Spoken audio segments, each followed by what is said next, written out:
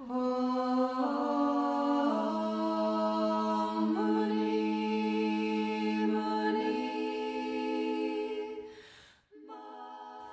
the Buddha brings meaning into my life. It's through the Buddha there's an example of what's possible for a human being to become. And there's these lines from the Threefold Puja: what the Buddha overcame, we too can overcome. What the Buddha achieved, we too can achieve. So for me, this brings the meaning to my whole life. My entire life becomes clearer. The purpose of my life is clear. This is possible for me too. I can grow in compassion, in wisdom, in love. So the Buddha represents the possibility of human growth right up to liberation and enlightenment.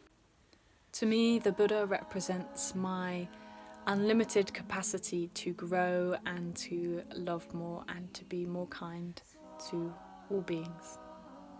I think the Buddha was the most helpful person ever, because when he saw that people were suffering, he went and sat under a tree and got really clear about what the problem was.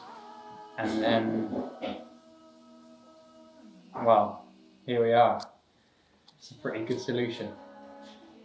I see the Buddha as the ideal state of the enlightened mind. And for me, I see the Buddha not just as the goal of my practice, but by examining where I am in relation to the Buddha, I can get a flavour for how effective my practice is and which direction I need to head in next. Making the unconscious conscious. The Buddha has shown me how to lead a deeply meaningful human life, a life rooted in kindness, clarity of thought, beauty, truth, and above all leading me closer to the mystery at the heart of life. One of the things I've been reflecting on is all the ways that I've caused myself suffering in my first 50 years. Sometimes, due to pretty strong conditions out there, sometimes because of my own lack of wisdom. And for me, the Buddha represents freedom from all that nonsense that has caused me suffering up to this point. So yeah, freedom from unhelpful habits, anxiety, reactivity, bad moods, all of that. Freedom.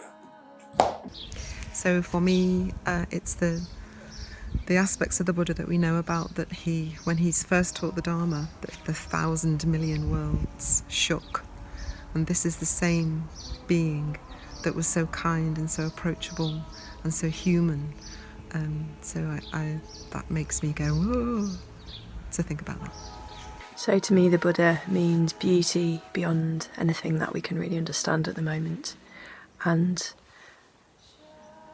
celebrating the Buddha is celebrating the fact that we can all choose to manifest this beauty in our own lives by living from our higher selves and our potential. The Buddha is a reminder to me that the world is far more magical than I realise, and I love Pingiya's praises of the ways beyond. Yes, I shall go there. I shall go beyond change. I shall go beyond formations. I shall go beyond comparison. There are no more doubts. You may consider this as mind released. So one of the things that I love about the Buddha is the way that out of his wisdom, his profound wisdom, which is something I'll probably never understand, something so huge and exciting, but out of the wisdom comes love. As Ananda said about the Buddha at the end of his life, he who was so kind. So the kindness of the Buddha that comes from his wisdom. I really love that. Buddha Day for me is about celebrating the Buddha seeing the reality of all things and the path that leads from suffering.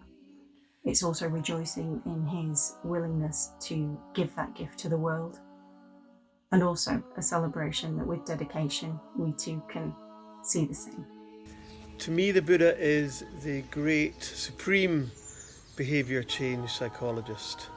that character is not destiny, one can change, and that change, the Dharma, is for good for oneself and for the world that one lives in, and that kindness is at the core of that method.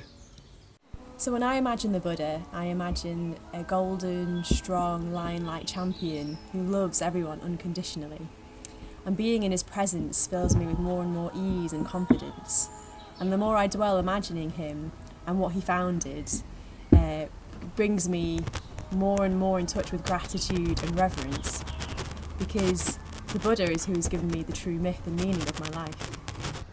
The Buddha for me represents this feeling, this atmosphere, this longing to be less caught up with myself, to care for other people just as much as I care for myself, to stop thinking of myself as the number one centre of the universe, and to realise that once I do that, that's where fulfilment, that's where happiness is. The Buddha starts to come to mean to me the vast mystery of the human consciousness and how expansive that is, and how that's also possible for us all as well, and it's blown me away. It's quite amazing. I remember that image that most of us have seen from the introductory course, the Aloka image, where the Buddha is seated in this grass that's kind of growing around him. He's got this really earthy hands, really stable posture, and then the aura around his head is like a universal aura. So his head's surrounded by stars. To me that communicates, well, being grounded in the earth, being connected, being intimately connected, and being above it all, so kind of a serene perspective. So a kind of grounded connectedness and a serenity. I love the image of the Buddha sat under the Bodhi tree and being attacked by Mara's sons of fear and hatred, and tempted by his daughters of craving. And how in the face of all of that, the Buddha just sits perfectly still, with equanimity and that sort of unshakable quality, and how all the arrows turn to flowers at his feet. Namo Buddhaya. Buddha was very kind and he listened to everyone.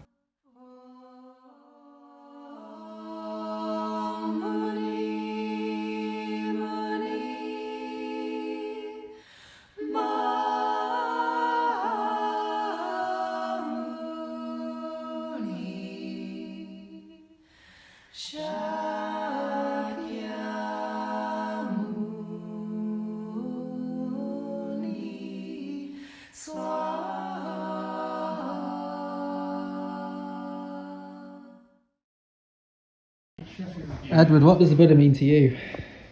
Gold, mate. Absolute radiant gold.